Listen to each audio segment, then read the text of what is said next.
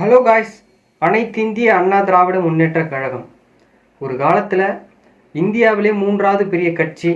எனக்கு பின்னால் இன்னும் 100 வருஷம் ஆனாலும் இந்த கட்சி ஆட்சியிலே இருக்குன்னு சொன்ன ஜெயலலிதா அம்மா அவர்கள் கண்ட கட்சி எப்படி ஒரு நிலைமையில் நிற்கிது, அதை பற்றி இந்த வீடியோவில் நம்ம ஃபுல் டீட்டெயிலாக பார்க்க போகிறோம். இதற்கான காரணம் என்ன, இதுக்கப்புறம் அவங்க என்ன பண்ணுனா இதுக்கப்புறம் கட்சியை மென்மேலே கொண்டு வர முடியும். ஏன்னா இப்போ தாவேகா வர்சஸ் திமுகங்கிற மாதிரி போயிட்டுருக்கு. இன்னும் 3, 4 அப்படிங்கிற மாதிரி இன்னும் சிறிது காலத்தில் நாம் தமிழர் கட்சி கூட அந்த 3ஆவது இடத்துக்கு வரலாம். ஏன்னா இப்போ கட்சியில் ஒற்றுமையே கிடையாது. அதை பற்றி நம்ம இந்த வீடியோவில் பார்க்க போகிறோம். வீடியோவை ஸ்கிப் பண்ணாமல் பாருங்கள். உங்களுடைய கருத்து அதிமுகவுக்கான இந்த காரணம் என்ன அப்படிங்கிறத கீழே வந்து கமெண்ட் பண்ணுங்கள். வாங்க வீடியோக்குள்ளே போகலாம். திமுகவிலேருந்து அதிமுக வந்தது, அது இங்கே நிறைய பேருக்கு தெரியுமாங்கிறது எனக்கு தெரியல. அதுலேருந்து பிரிஞ்சு வந்தது ஒரு சில மனக்கசப்பின் காரணமாக. அதுக்கப்புறம் அவர் சந்தித்த முதல் தேர்தலே வெற்றி ஆட்சியெல்லாம் பிடிச்சாரு. இன்னொன்று பெரிய ஹிஸ்ட்ரி என்ன அப்படின்னா, அவர் சாகிற வரைக்குமே முதலமைச்சராக இருந்தார். கருணாநிதி அவர்களால் அந்த முதலமைச்சர் பதவியை தொட்டு கூட பார்க்க முடியல. ஓகே, அப்போது அவர் செத்த அப்புறம் யார் அடுத்த தலைமை அப்படிங்கிறது கொஷின் மார்க்கு. ஜானகி ராமச்சந்திரன், ஜெயலலிதா 2 பேருக்கும் வந்து கட்சி 2ஆக பிளக்கப்படுது.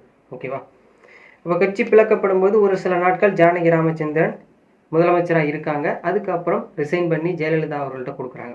ஓகே, அப்புறம் ஜெயலலிதா கைக்கிட்ட போகுது. அப்புறம் கட்சி ஒன்றிணையுது.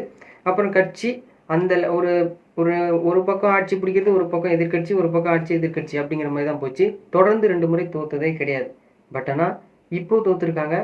2016 தோத்தாங்க, மன்னிக்கும் 2021 தோத்தாங்க. அதுக்கப்புறம் 2026 தோத்தாங்க. 2 டைம் தோத்து எதிர்கட்சியாக கூட அமையல. இதுதான் பெரிய லெவலில் பேசப்பட்டு வருது. இந்த டவுன்ஃபாலுக்கு ரீசன் நான் போக சொல்கிறேன். அப்போ ஜெயலலிதா அவர்கள் இருக்கும்பொழுது அப்படியே கண்டினியூட்டியாக போயிடுச்சு. அப்பப்போ கோர்ட்டு கேஸுன்னு வரும்போது ஓபிஎஸ் அவர்களை நம்பிக்கை வச்சு அவங்கள முதலமைச்சராக்குறது, திரும்பி வந்து அவங்களுக்கு முதலமைச்சரை விட்டு கொடுத்துருப்பது. ஏன்னா இதே எடப்பாடி பழனிசாமிகிட்ட கொடுத்துருந்தா ஜெயலலிதா அவர்கள் அது நிலைமை மாறி இருக்காது. ஏன்னா இப்போ விஜய் தூக்கிட்டா வேற வழியே கிடையாது, தாவேக்கா சும்மா அப்படிங்கிற ஒரு அந்த ஹெட் பொசிஷனில் இருந்தவங்க தான் ஜெயலலிதா. அதனால் யார்கிட்ட கொடுத்தாலுமே ஜெயலலிதா தான் கண்டினியூட்டி ஆகிருப்பாங்க. இதை சிம்பிளாக மைண்டில் வச்சுக்கோங்க. ஓகேவா, இப்படியே ஆட்சி வந்து மாறி மாறி போகும்போது 2011 எலெக்ஷனில் வெற்றி பெறுறாங்க ஜெயலலிதா அவர்கள். ஓகேவா, அதுக்கப்புறம் கண்டினியூ அடுத்த தொகுதிகளிலும் அடுத்த 2016 வெற்றி பெறாங்க. இதில் 2011 விஜயகாந்தோட கூட்டணி வச்சு பெரும்பாலான தொகுதியில் வெற்றி பெற்றாங்க. அப்போது சண்டை வந்து எதிர்கட்சியாக வந்து விஜயகாந்த் உட்கார்ந்தாரு. தட்ஸ் மேபி அவர் ஒழுங்காக இருந்திருந்தா கூட என்னது அவர் ஒரு பிராண்ட் வேல்யூவாக இருந்திருக்கலாம் விஜயகாந்த். மேபி அவருடைய வாய்ப்பை தவற விட்டார்னு சொல்லலாம். ஏன்னா அந்த லெவலுக்கு பீக்கில் இருந்தார் விஜயகாந்த். பட் ஆனால் அது நமக்கு தேவையில்லை. இன்னொரு கட்சியினுடைய நிலைப்பாடை பேசினா அது தொடர்ந்து போயிட்டே இருக்கும். ஓகே, அப்புறம் 2016 தனியாக நின்னாங்க. ஓகே, தனியாக நின்று 135 தொகுதி சம்திங் வெற்றி பெற்றாங்க. இதுக்கப்புறம் தான் கட்சி 1, 2, 3, 4, 5 பிளகிற மாதிரி பிளகிட்டு இருந்தது. இப்போ சொல்கிறேன், 2016 அம்மாவுக்கு உடம்பு சரியில்லை, அம்மையார் ஜெயலலிதா அவர்களுக்கு. அப்போது என்ட்ரி வராங்க சசிகலா அம்மையார். ஓகேவா, ஏன்னா ஒரு அதிமுக எப்போல்லாம் வந்து ஒரு உயிரிழப்பு ஏற்படுதோ அப்போ தான் ஆட்சி மாற்றம் வருது. ஏன்னா கட்சி 2ஆக பிளக்கப்படுகிறது. அந்த சம்பவம் தொடர்கதையாக நடந்துட்டு வந்தது. ஓகேவா, அப்போது சசிகலா அம்மையாரை பொதுச் செயலாளர் ஆக்கி அதெல்லாம் நிறைய சிம்டம்ஸ் போயிட்டுருக்கு. ஓகேவா, அதுக்கப்புறம் ஓபிஎஸ் தான் அப்போ முதலமைச்சராக உடனே பதவி ஏற்றார்.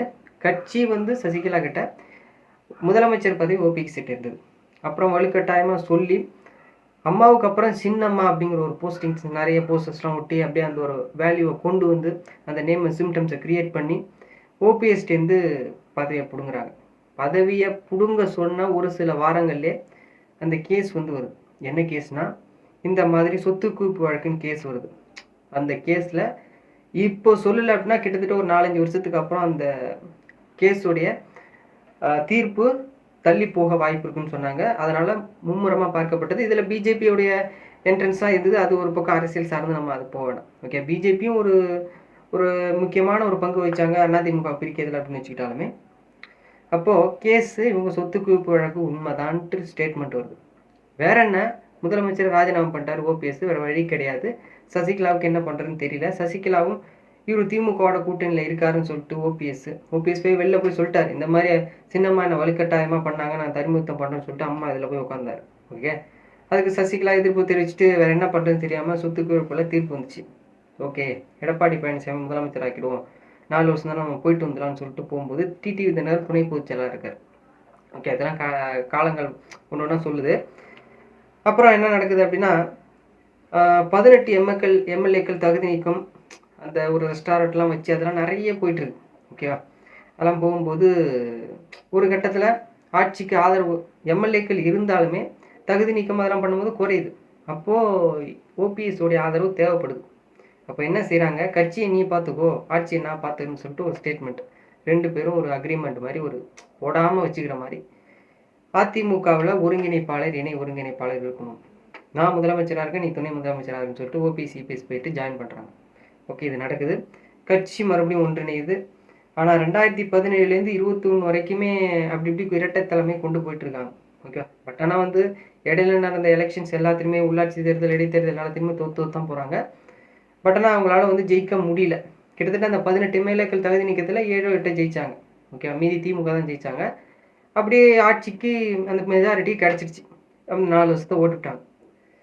அப்புறம் என்ன நடக்குது அப்படின்னா 2021 எலெக்ஷன், முதலமைச்சராக இவர் தான் இருக்கணும்னு சொல்லிட்டு அதில் சின்னதாக ஒரு சண்டை போச்சு ஓபிஎஸ்க்கும் இபிஎஸ்க்கும். அந்த பெரிய அளவில் பேசப்படலை.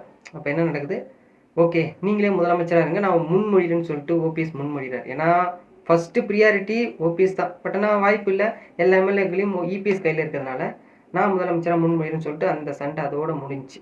அப்புறம் எலெக்ஷன் ஆஃப்டர் தோற்று போயிட்டாங்க. ஓகேவா, தோற்று போன அப்புறம் கட்சியில் ஒற்றை தலைமை வேணும் அப்படின்னு சொல்லிட்டு ஒரு அமைச்சர்கள், 2ஆம் கட்ட தலைவர்கள்லாம் ஒரு போர்க்கொடி தூக்குறாங்க. ஓகேவா, போர்க்கொடி தூக்கும்பொழுது ஓபிஎஸ் கிட்ட நிறைய அமைச்சர்கள் தங்கமணி, வேலுமணி, ஆர்பி உதயகுமார்லாம் பேசுகிறாங்க. நீங்கள் இந்த மாதிரி ஒருங்கிணைப்பாளர் இணை ஒருங்கிணைப்பாளர் வேண்டாம், கட்சிக்கு இரட்டை தலைமை வேண்டாம், நீங்கள் பொருளாளராக இருங்க, முக்கிய துறை சார்ந்த பதவி உங்களுக்கு தான் அப்படின்னு சொல்லிட்டு நமது அதிமுகவுடைய பொதுச் செயலாளராக இபிஎஸ் நியமிப்போம் அப்படின்னு சொல்கிறதுக்கு, ஏங்க நம்ம தான் இன்றைக்கி சொன்னோம் கழக பொதுச் செயலாளர் என்றைக்கும் அம்மா தான், அந்த பதவியை என்றைக்கும் நம்ம எடுத்துக்க வேண்டாம் அப்படின்னு சொல்லிட்டு தான் ஒருங்கிணைப்பாளர் இணை ஒருங்கிணைப்பாளர் நம்ம வச்சுக்கிட்டோம். இப்போ இப்படி பேசினா எப்படின்னு சொல்லிட்டு இவர் பேசும்போது, இல்லை அது அப்படியே இருக்கட்டும்னு சொல்லிட்டாரு. எல்லா செயற்குழு பொதுக்குழு உறுப்பினர்கள் எல்லாத்தையும் சேர்த்து சிவி சண்முகம் அப்போ அந்த டைமில் இபிஎஸ்க்கு பெரிய ஆதரவு, இப்போ எதிர்பார்க்காரு, அது ஒரு பக்கம் இருக்கட்டும். அப்போ ஆதரவாக இருந்துட்டு என்ன சொல்கிறாரு, எல்லாரும் கிட்டத்தட்ட முக்கால்வாசி ஒரு 90% இவங்களாம் கையெழுத்து போட்டு கொடுத்துருக்காங்க. செயற்குழு பொதுக்குழு கூட்டம் நடக்குது. அப்போ நிறைய அந்த பீக் லெவலில் அந்த 2 இரட்டை தலைமை அவ்வளோ பேசப்பட்டு வந்தது, செய்திகள்லாம் நிறைய வந்தது. ஓகே, ஜூலை மாதம் சம்திங் நடந்து நினைக்கிறேன். அப்போது ஓபிஎஸ் அவமானப்படுத்தப்பட்டார், ஒற்றை தலைமை வேணும் அப்படி இப்படின்னு சொல்லிட்டு நிறைய பாட்டில் தூக்கி விட்டேன்ச்சு. அப்போது I think JCD Prabhakar, Vaithilingam, OPS, ஒரு சில முக்கிய நிர்வாகிகள் மட்டும் ஓபிஎஸ் பக்கம் இருந்தாங்க, மீதி எல்லாம் இபிஎஸ் பக்கம் தான் இருந்தாங்க. ஓகே, அதுக்கப்புறம் அதிமுகவுடைய ராயப்பேட்டை தலைமை அலுவலகத்தில் போட்டு ஃபைல்ஸ் எல்லாத்தையும் உடச்சி அடிச்சு நொறுக்கி இங்கே செயற்குழு பொதுக்குழு கூட்டம் நடக்குது, கழக இடைக்கால பொதுச் செயலாளர்னு சொல்லிட்டு இது அதுக்கப்புறம் ஒரு பொதுக்குழு கூட்டம் நடக்கும்போது இந்த மாதிரி நடக்குது. ஓபிஎஸ் ராயப்பேட்டை அலுவலகத்துக்கு போய் அங்கே பெரிய கலைவரம், இங்கே ஒரு பொதுச் செயலாளர் பதவி வைக்கிறார். இதெல்லாம் நடக்குது. அப்போ இந்த நியூஸ்லாம் போகும்போது கடைசியாக அப்போ தான் ராயப்பேட்டை அலுவலகத்துக்கு ஓபிஎஸ் போயிருப்பான்னு நினைக்கிறேன். அதுக்கப்புறம் போகல. அப்போ கட்சியிலேருந்து எல்லாரையும் நீக்கிறாங்க. இது ஒரு பக்கம் நடக்குது. அதுக்கப்புறம் அம்மையார் சசிகலா வராங்க, அவங்க தான் கழக பொதுச் செயலாளர்னு சொல்லிட்டு அது ஒரு பக்கம் நடந்துகிட்டே இருக்குது. பட் ஆனால் அது பெரிய அளவில் பேசப்படலை. ஏன்னா கட்சியினுடைய அந்த திருத்தங்கள்லாம் கொண்டு இபிஎஸ் பர்ஃபெக்டாக பண்ணிட்டார். ஓகேவா, அதுக்கப்புறம் இபிஎஸ் கோர்ட்டில் கேஸு போகிறாரு, கேஸ் எதுவும் நிற்கல. ஏன்னா ஆதரவு எல்லாம் அந்த பக்கம் இருக்குது, தீர்மானங்களை கையெழுத்து போட்ட எல்லா எவிடன்ஸும் இபிஎஸ் பக்கம் இருக்கிறதுனால இவர் என்ன பண்ணுறதுன்னு தெரியாமல் முழிக்கிறார். முழிச்சிட்டு என்ன பண்ணுறாரு, ஒரு சில நிர்வாகிகள் உள்ள அதிருப்தி, ஏன்னா எல்லா முடிவுமே இபிஎஸ் தனிச்சையாக எடுக்கிறாரு.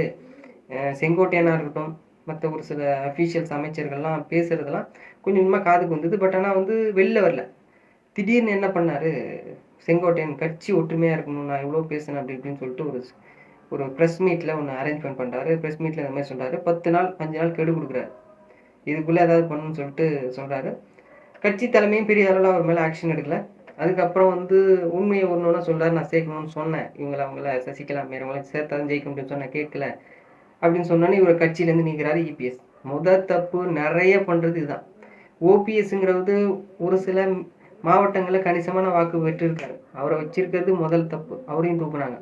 செங்கோட்டையன் மேற்கு மண்டலத்தில் ஒரு பிராண்ட் வேல்யூ நேம் இருக்குது, ஒரு சில தொகுதியெல்லாம் ஜெயிக்கலாம், அவரையும் தூக்குறாரு. வைத்திலிங்கமும் தெற்க அந்த காவிரி மாவட்டங்களில் செம்மையான ஒரு பர்ஃபார்மன்ஸ் மீன்ஸ் ஒரு அந்த இடத்துல அவருக்கு பேர் இருக்குது அப்படின்னு சொல்லலாம். ஓகேவா. டிடிவி தினகரன் தூக்குனார். இதெல்லாம் ஒன்று நடக்குது. டிடிவி தினகரன் அவரும் கணிசமான வாக்குகள் 20-30 லட்சம் ஓட்டு வச்சிருக்காரு. இப்போ 2021 எலெக்ஷன்லேயே ஒரு 20-30 தொகுதி தோற்றது காரணமே டிடிவி தினகரன் தான். அதை புரிஞ்சிக்காம நம்ம தான் கட்சியுடைய பொதுச் செயலாளராக இருக்கணும் அப்படிங்கிற ஒரு எண்ணத்தில் எல்லாரையும் தூக்குனார். இப்போ 3/4 பேர் காலி, எல்லாருமே போட்டாங்க. இப்போ சிவி சண்முகம், எஸ்பி வேலுமணி கையில் தான் விஜயபாஸ்கர் எல்லாருமே மேக்ஸிமம் இந்த பக்கம் தான் இருக்காங்க.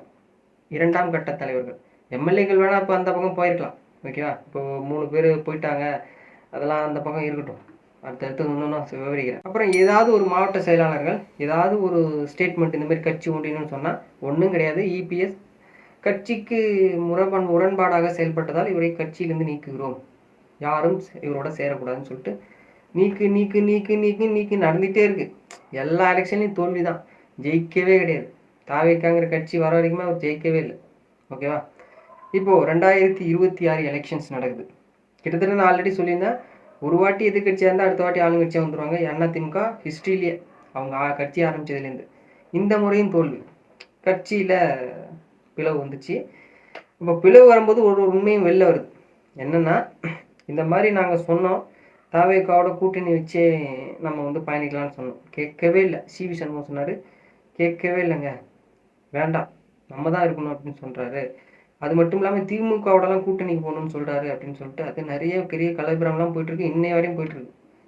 கூட்டணி வச்சு நான் முதலமைச்சர் ஆகலாம் அப்படின்னு நினச்சிட்டு இருக்கேன் அப்படின்னு சொன்னாங்க. சிவி சண்முகம் ஒரு எதிர்கட்சி, நம்ம அவங்கள பஸ்ஸஸ்ன்னு நம்ம இப்போ எப்படி சென்னை மும்பைங்கிற மாதிரி இருந்தது, அது எப்படி நம்ம போய் ஜாயின் பண்ணுறதுன்னு சொல்லிட்டு எஸ்பி வேலுமணி சிவி சண்முகம் தரப்பு முடியாதுன்னு சொல்லிட்டு போர்க்கொடி.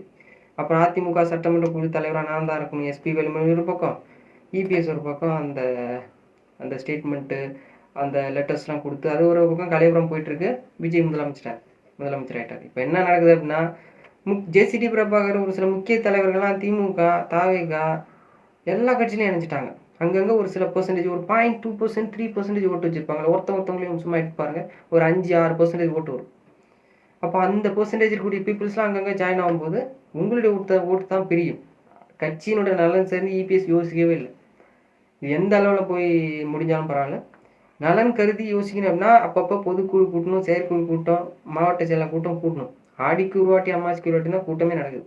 அப்போ கட்சியினுடைய 2ஆம் கட்ட தலைவர் என்ன யோசிக்கிறாங்க, கட்சியினுடைய முன்னேற்றம் குறித்து எதுவுமே பேசப்படல. கட்சி இந்த மாதிரி ஆயிடுச்சு. கிட்டத்தட்ட இப்போ அந்த லீடிங்கில் கூட 2026 எலெக்ஷனில் ஒரு 80-70 தொகுதி வரையும் முன்னிலையில் இருந்தாங்க. டிஎம்கே 3rd பொசிஷன்ஸில் இருந்தாங்க. பட் ஆனால் ஒரு சுற்றும் எண்ணிக்கை வரும்போது திமுக 2ஆம் இடம் வந்தாங்க, அதிமுக கடைசி 3ஆம் இடம் 47 சீட்டு சம்திங் ஜெயிச்சாங்க. இதில் 3 எம்எல்ஏக்கள் ராஜினாமா பண்ணிட்டு தாவேக்கா ஆரம்பிச்சிட்டாங்க. இவங்க 2 பேருக்குள்ள அவ்வளோ சண்டை வருது. அப்புறம் எப்படி இருக்குன்னு சொல்லிட்டு அவங்களாம் போகிறாங்க. இதில் அமைச்சர் பதவி கொடுக்குறாங்கன்னு சொல்லிட்டு தாவேக்காவுக்கு ஆதரவு கொடுத்ததா ஒரு 25 எம்எல்ஏக்கள் இருந்தாங்க. அதில் இப்போ 17 பேர் தான் சம்திங் கிட்ட இருக்காங்க. மீதி எல்லாம் இபிஎஸ்க்கு ஆதரவாக போயிட்டு தான் சொல்கிறாங்க. இப்போது சிவி சண்முகம் வர்சஸ் சிபிஎஸ் 2ஆம் கட்சி பிளவு போட்டிருக்கும்போது 47ங்கிறது இப்போ 44 ஆயிடுச்சு.